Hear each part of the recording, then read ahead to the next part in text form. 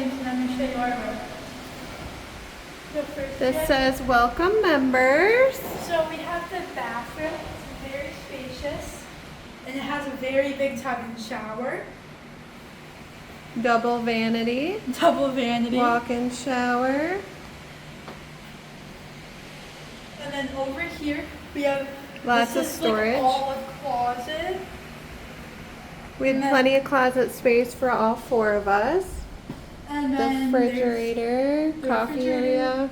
And then there's two beds with like the seats in front. And then over here we have the living area with the couch, tables, chairs. That pulls out into a bed if you needed an extra bed. Then if you come out here,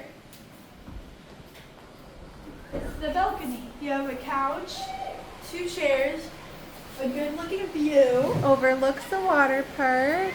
This is where we spent a lot of our time. And it's a very big balcony. It's huge. It's really big. Lots of chairs. And then this is a view looking back in at our room. It's really wide. It is. Mom, this turned into a pull-out bed. Mm-hmm.